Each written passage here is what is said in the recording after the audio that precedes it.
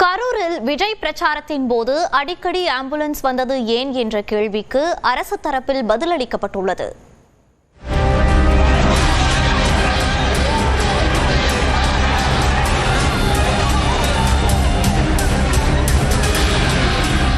September 27 அன்று கரூர் நகரத்தில் உள்ள வேலுச்சாமிபுரத்தில் நடைபெற்ற தமிழக வெற்றிக் கழகத்தின் பரப்புரையில் விஜய் உரையாற்றிக் கொண்டிருந்த போது கூட்டத்தை கட்டுப்படுத்த முடியாமல் போனதால் கூட்ட நெரிசலில் சிக்கி குழந்தைகள் உட்பட 41 பேர் உயிரிழந்த சம்பவம் பெரும் சோகத்தை ஏற்படுத்தியது. கரூரில் விஜய் பரப்புரையின் போது கூட்டத்திற்குள் ஆம்புலன்ஸ் புகுந்ததும் நெரிசலுக்கு காரணம் என சந்தேகிக்கப்படுவதாக தாவேக தரப்பில் கூறப்படுகிறது. இது தொடர்பாக கூடுதல் தலைமைச் செயலாளர் அமுதா மற்றும் மருத்துவத்துறை செயலாளர் செந்தில்குமார் உள்ளிட்டோர் வீடியோ ஆதாரத்துடன் விளக்கம் அளித்தனர். நம்ம ஒரு காமன் கால் சென்டர் இருக்கு 108 இங்க சென்னையில உங்களுக்கு தெரிஞ்சிருக்கும். ஸோ அதுல ஃபர்ஸ்ட் கால் வந்தது 7:14 ஸோ அது 7:20 அங்க ஆம்புலன்ஸ் போயிருக்கு. ரெண்டாவது கால் 7:15, அது 7:23 அங்க போயிருக்கு. அவங்க தான் ரிப்போர்ட் பண்றாங்க இங்க நிறைய multiple casualty, spot death and critical cases. So அதுக்கு பின்னாடி நம்ம அனைத்து மாவட்டங்கள்ல இருந்தும் நம்ம 108 மற்றும் இதர இதை ஆக்டிவேட் பண்றாங்க.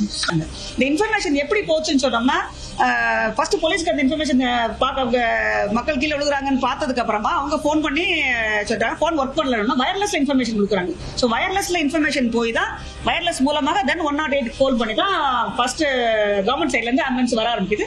பட் கட்சிக்காரங்க ஆம்புலன்ஸ் அங்க பக்கத்துலேயே இருந்தாலும் that's the first thing to come in. அதை நீங்க விஷுவல்ஸ்ல பார்க்கலாம்.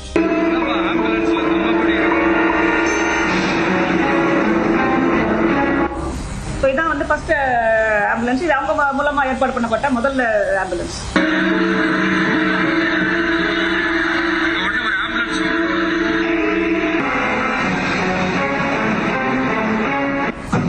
இது கவர்மெண்ட் ஆம்புலன்ஸ் 108 அப்புறம் வந்துருது. ஸோ அதுவும் மூவ் ஆக ஆரம்பிக்குது.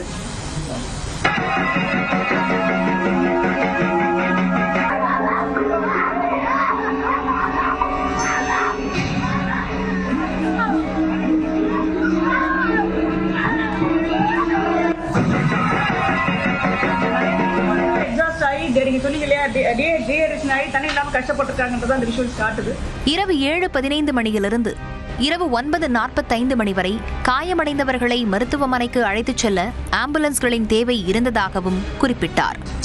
ஹெல்த் செக்ரட்டரி சொன்ன மாதிரி அதுக்கப்புறம் 9:45 வரைக்கும் கூட பிரைவேட் ஆம்புலன்ஸ் எல்லாம் வச்சு நிறைய பேர் immediately taken to the hospital.